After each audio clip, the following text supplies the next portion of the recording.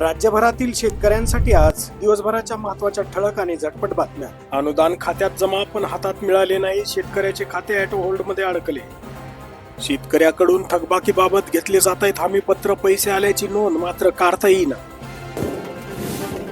विरोधकाच्या मोर्चाविरोधात भाजपचे मूक आंदोलन, महाविकास आघाडीचा कट उधळून लावा, रवींद्र चव्हाण यांचे आवाहन। अवकाळीने पावसाने शेतकऱ्याच्या डोळ्यात पाणी, ढगाळ वातावरण व शेतातील सोयाबीन ओले झाल्याने वाढली चिंता। शासकीय कापूस खरेदी केंद्राची शेतकऱ्यांना प्रतीक्षा। सौरपंप सर्व्हेसाठी 700 रुपयाची लाच घेताना लाईनमन जाळ्यात।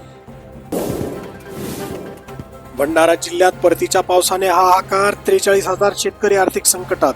474 गावे बाधित, 17,999 हेक्टर पिकाच्या नुकसानीचा जिल्हा प्रशासनाचा प्राथमिक अंदाज। कर्जमाफीचे पैसे खात्यात जमा झाल्याशिवाय आंदोलन थांबणार नाही, बच्चू कडू यांचा इशारा।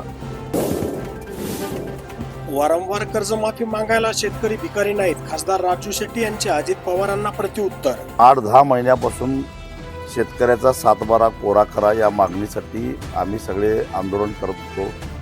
मंत्र्यांच्या सभेमध्ये घुसणं, त्यांना जाब विचारणं, अधिकाऱ्यांना घेराव घालणं, पद्धतीनं आंदोलन केल्यामुळं अनेक कार्यकर्त्यांच्यावर गुन्हे दाखल झालेले आहेत आणि त्यातून नागपूरचं ते आंदोलन उभं राहिलं। जवळजवळ 25,000 ते 30,000 शेतकरी त्या ठिकाणी 2-3 दिवस ठाण बांधून बसलेले होते। पोलिसांना चकवा देण्यासाठी अचानक आंदोलन पुकारल्यामुळं तिथं आम्हाला काही व्यवस्था करता आली नाही आणि उघड्यावर शेतकरी 2 दिवस बसून राहिले। पाऊस पडत होता, चिखल झालेला होता। सरकारनं आडमुठी भूमिका घेतलेली होती की आम्ही 27 तारखेला चर्चेला गेलेलो नव्हतो आणि त्यामुळं आम्ही चर्चा करत नाही असा आमच्यावर आरोप होत होता। मग शेवटी न्यायालयानं हस्तक्षेप केला, न्यायालय आमच्या मागे लागला आणि ही जागा रिकामी करा अशा प्रकारचा आदेश दिला। रेल्वेच्या रुळावरही तुम्हाला जाता येणार नाही असाही आदेश दिला। मला आश्चर्य वाटतं न्यायव्यवस्थेचं सुद्धा। किंवा चिखलात लोळत शेतकऱ्यानं प्राण सोडला त्यावेळी न्यायालयाला दखल घ्यावीशी वाटली नाही। वृत्तपत्रातली बातमी वाचून मुलगा गरजा पूर्ण करत नाही म्हणून गळफास लावून आत्महत्या करतो हे बघितल्यानंतर त्याच दोरीला फास लावून बाप शांतपणानं पोराचं प्रेत खाली उतरवतो आणि स्वतः गळफास लावून घेतो। ही बातमी वाचल्यानंतर न्यायालयाला दखल घ्यावीशी वाटली नाही। मात्र काय न्यायाधीशांचे कोण नातेवाईक रस्त्यावर अडकले होते काय माहीत नाही, परंतु वृत्तपत्रातल्या एका बातमीची दखल घेऊन न्यायालयानं आम्हाला 5:58 आदेश पोचला, 6 वाजता मैदान मोकळं करा। म्हणजे न्यायव्यवस्था सुद्धा राज्यकर्त्यांच्या इशाऱ्यावर नसते हे असं स्पष्ट झालेलं आहे। अण्णाभाऊ साठे म्हणतात, न्यायव्यवस्था ही कैकांची रखेल झाली, मी न्याय आता कोणाकडे मागू अशी अवस्था आमची झाली।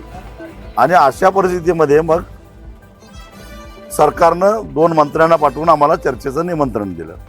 साथीचे रोग उद्भवू शकतात कारण चिखलाचं साम्राज्य झालेलं होतं आणि म्हणून शेवटी आम्हालाही एखादं पाऊल मागं घेऊन चर्चेचा मार्ग स्वीकारावा लागला।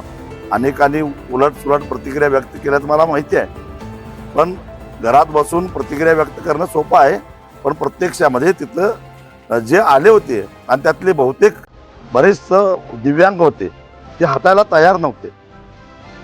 काही दिव्यांग तर बिचारे हातात याची लघवीची पिशवी घेऊन आलेली होते आणि अशांना या उघड्यावर किती दिवस ठेवायचं हाही प्रश्न होता। आणि त्यामुळं आम्ही मग चर्चेचं निमंत्रण स्वीकारलं आणि प्रत्यक्षात चर्चेला ज्यावेळी बसलो त्यावेळी मुख्यमंत्र्यांनी, दोन्ही उपमुख्यमंत्र्यांनी आणि त्यांच्यावर असणाऱ्या 3-4 मंत्र्यांनी सरळ सांगितलं की येणाऱ्या बजेटपर्यंत तरी आम्ही काहीच करू शकत नाही, तुम्ही काही आंदोलन करा, काही करा, आम्हाला कोंडा काही करा, आम्ही काही करू शकत नाही कारण सरकारची कर्ज काढायची मर्यादा संपलेली आहे। आता आम्हाला 1 रुपया कुठं बाहेर मिळत नाही आणि मग आम्ही करणार काय? आम्ही म्हणतो 31 मार्चच्या आत शेतकऱ्याचा 7-12 कोरा करा आणि मग बरीच वादळी चर्चा 2-2.5 तास झाल्यानंतर मग सरकारनं शेवटी आम्हाला 30 जूनपर्यंत मुदत द्या, 30 जूनपर्यंत आम्ही येणाऱ्या बजेटमध्ये काही तरतूद करून पैशाची व्यवस्था करतो। 30 जून 2025 जे शेतकरी थकीत होते, खरं तर आमचा लढा होता तो कर्जबाजारी होऊन बँकेच्या तगाद्याला त्रासून आत्महत्या करणाऱ्या शेतकऱ्यांना वाचवण्यासाठी आमचा लढा होता. त्यामुळं आम्ही सरकारकडून पहिल्यांदा हमी घेतली की 30 जून 2025ला म्हणजे मागच्या गेल्या 2 महिन्यापूर्वी जे थकीत गेलेले आहेत त्यांच्या पाठीमागे कुठल्याही बँकेनं वसुलीसाठी तगादा लावता कामा नये, त्यांना त्रास देता कामा नये याची हमी सरकारनं घ्यावी. आणि यदा कदाचित बँकेनं सरकारचंही नाही ऐकलं तर कायदा हातात घेऊन आम्ही त्या बँकेच्या अधिकाऱ्यांना झोडपून काढू सोडणार नाही. कारण सरकारनं आता 30 जूनपर्यंत आम्ही ते कर्ज संपवतो अशी हमी घेतली. साधारणपणे 30 जून 2025 अखेर जे थकीत शेतकरी होते ते स्टेट बँकर्स कमिटीच्या अहवालानुसार 30,000 कोटी रुपयाचं ते थकीत कर्ज आहे आणि त्याची जबाबदारी सरकारनं घेतली आहे. सरकारचं म्हणणं एवढंच आहे की त्याच्यामध्ये जे खरोखरच आर्थिकदृष्ट्या सक्षम आहेत पण जाणीवपूर्वक थकबाकीत गेलेले आहेत, उदाहरणार्थ सरकारी अधिकारी असतील, व्यापारी असतील, इन्कम टॅक्स भरणारे असतील, त्यांची नावं वगळता बाकीच्यांची जबाबदारी आम्ही घ्यायला तयार आहोत. आणि त्या अधिकाऱ्यांची एक समिती नेमली हे अपात्र लाभधारक त्यातले बाजूला काढण्यासाठी आणि त्याचा अहवाल त्यांना एप्रिलपर्यंत येणार आहे. तो कमिटी आणि त्या कमिटीशी आम्हाला काय देणं घेणं नाही. पण 30 जूनच्या आत जर ह्या थकीत शेतकऱ्यांना जर न्याय मिळाला नाही तर आम्ही सरकारला सोडणार नाही. आम्ही स्पष्ट शब्दामध्ये सांगितले, आम्ही पुढं एक आणि मागं एक आमचं असं काही नसतं. आम्ही स्पष्ट सांगितलं की आता फक्त तहसीलदार आणि कलेक्टरच्या गाड्या फुटल्यात, मंत्र्यांनी आपल्या गाड्या सुरक्षित आहेत असं समजायचं काही कारण नाही. हे बघा, आंदोलन केलं म्हटल्यानंतर गुन्हे दाखल होणारच. प्रमुख आरोपी आम्हीच आहोत आणि बाकीचे 2,500 शेतकरी इथे आहेत ते अज्ञात आहेत. म्हणजे आम्ही जे काही 15-20 लोक आहोत त्यांच्यावरच गुन्हे दाखल होणार आणि आमची त्याच्याबद्दल काही तक्रार नाही. आम्ही कोर्टासमोर जाऊ आणि कोर्टाला सांगू आम्ही का आंदोलन केलं ते.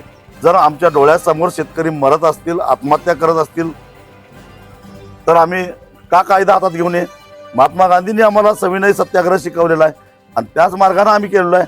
आम्हाला त्याचा अजिबात पश्चाताप होत नाही आणि सरकारकडे आमच्यावरचे गुन्हे मागं घ्या म्हणून सुद्धा आम्ही विनंती करायला जाणार नाही. त्या असल्या फसव्या माणसांच्यावर विश्वास ठेवायचा का नाही लोकांनी ठरवावं.